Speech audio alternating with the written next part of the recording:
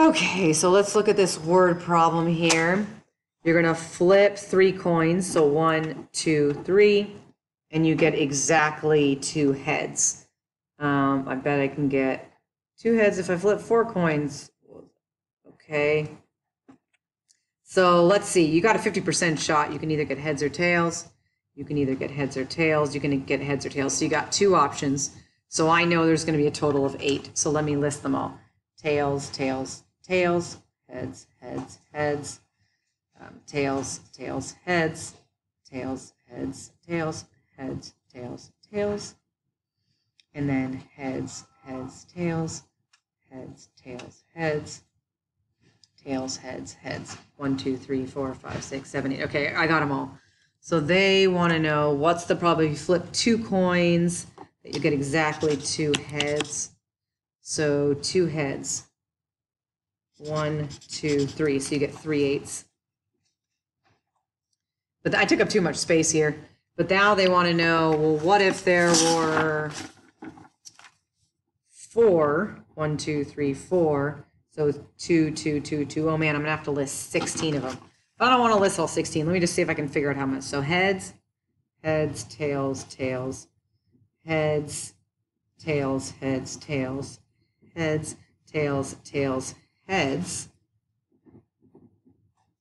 heads, heads, tails, tails. I feel like I can just do everything but backwards. Tails, heads, tails, heads, tails, tails, heads, heads.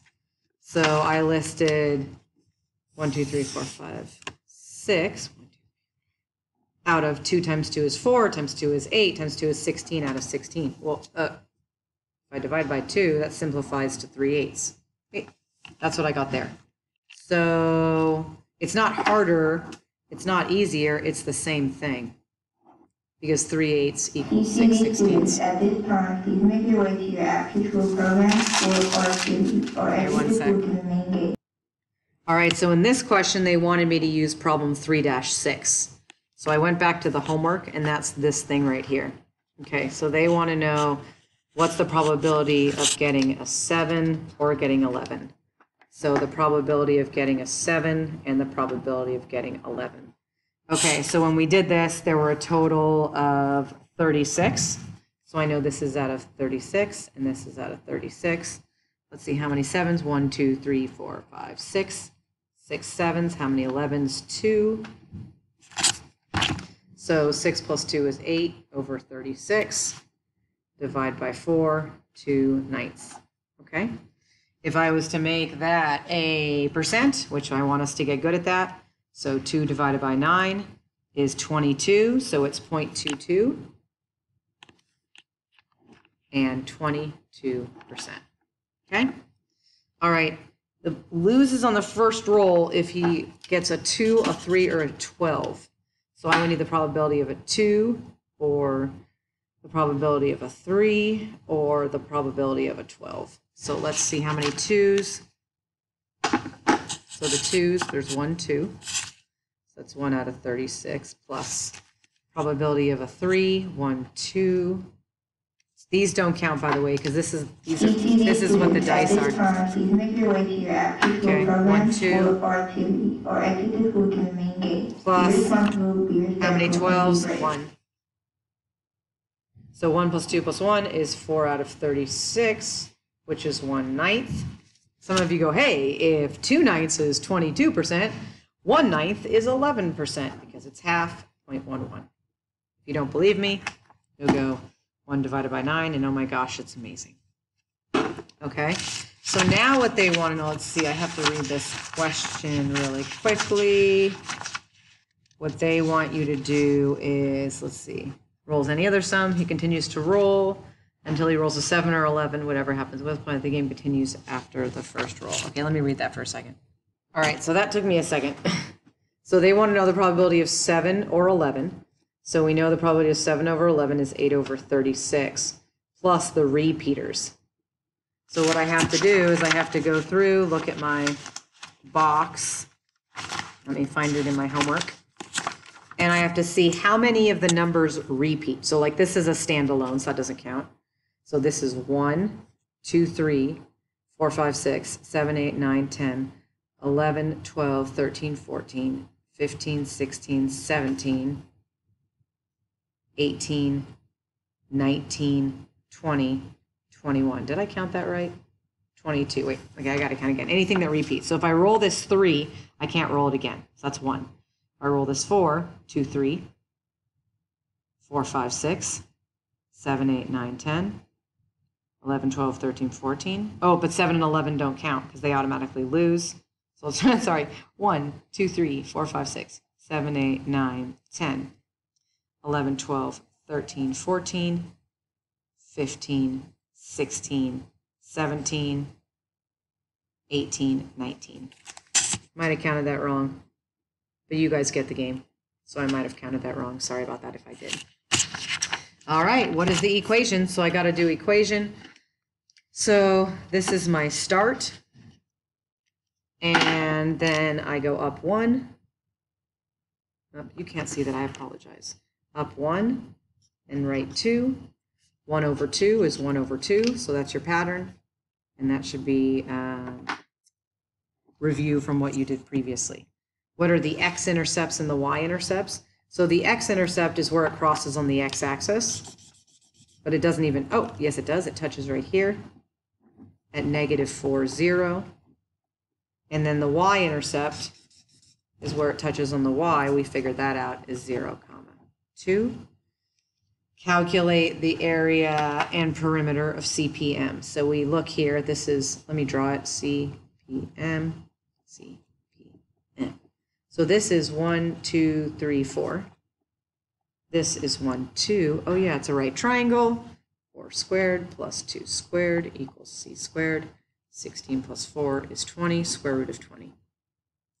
Okay, so they want the perimeter. So the perimeter is the outside. I'll do that in pink. So I'm going to go this, plus this, plus this. So the perimeter of triangle CPM is equal to 4 plus 2, which is 6, plus the square root of 20. So that's the perimeter. To get the area of triangle CPM, you guys remember the formula for a triangle? It's 1/2 base times height. So it's 1/2 the base times the height. 4 times 2 is 8, and half of 8 is 4. So I figured out the area, which is 1/2 base times height, and there's my 4.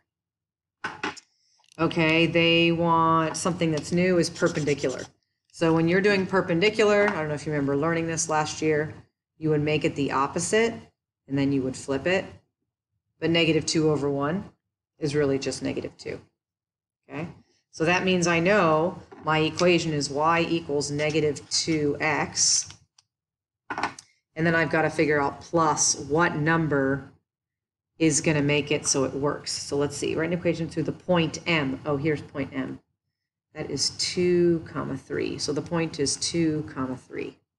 So I've got to figure out what number, when I multiply these two and I add to it, I get 3.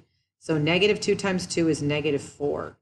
So -4 plus what number is going to give me 3? And that's 7. Okay. So my equation is y equals -2x plus 7. Let me give you another example.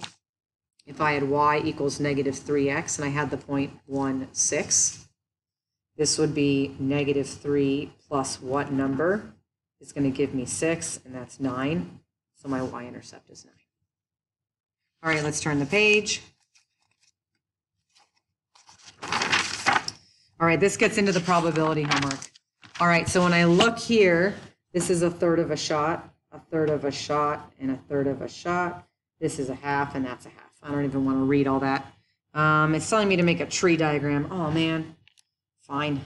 So 1, 2, 3, 1/3, 1/3, 1/3, to get $100, to get $300, to get $1,500.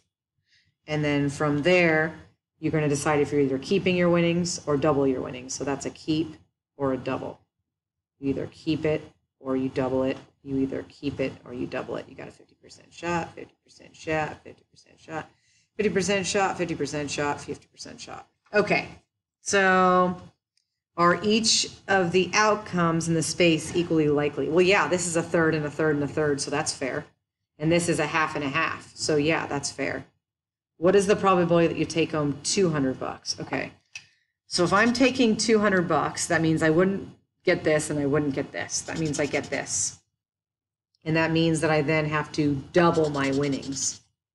So that would be a third times a half, which is a sixth. Okay. Now this one is saying more than 500. Okay, so if I got 100 and I double my money, I wouldn't even get to the 500. If I have 300, so I could do $300, so that'd be a third, and double my money, and that covers it. But if I did a 300 and keep your winnings, I'd only have $300, so that's out. So I have 1/6 so far. I could do 1,500 and keep my winnings. I could also do 1,500 and double my money.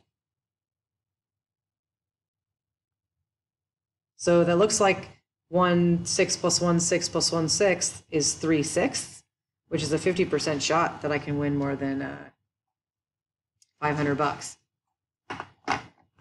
What is the probability that you'll double your winnings? Well, it's 50% shot because it's either you keep it or you double it. Does the probability that you'll double your winnings depend on the first spinner? No, because whatever you spin here doesn't matter what you spin here. It's still a 50% shot. What if the amounts on the first spinner was 100, 200, 1,500? What is the probability that you take home $200?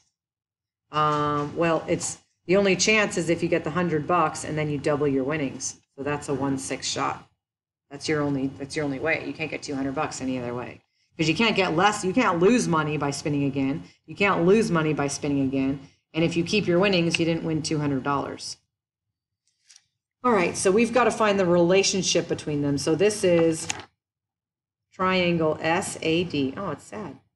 Is congruent to triangle. Let's see, SA. So I need to go from 3 to 5 to 7.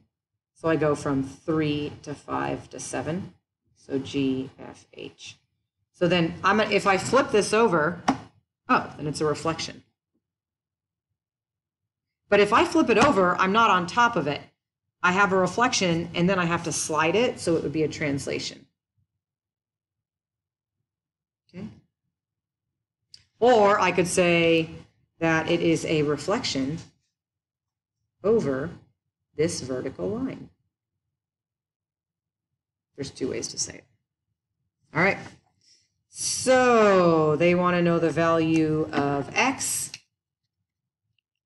Well, I know that if these three are equal, these three angles are equal. So 180 degrees divided by 3 is 60 degrees. So that means each of the angles are 60 degrees, but they want to know the value of x. So I go 4x minus 12 equals 60. Add 12. 4x equals 72. Divide by 4. And then x equals 18. Okay. Letter B is a right triangle. So I can do the Pythagorean theorem. So 3.1 squared plus x squared equals 4.9 squared. I need a calculator. 3.1 squared is 9.61 plus x squared equals 4.9 times 4.9. It's easier than finding the squared button. And then subtract 9.61. So minus 9.61, which is 14.4, which is x squared. Then I'm going to square root that.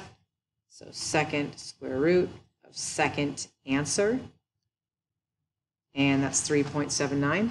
So x equals about, whatever. X, we'll just say is 379. Okay. The next one, let's see. If these two are parallel, then I know based on alternate interior angles, these two are congruent.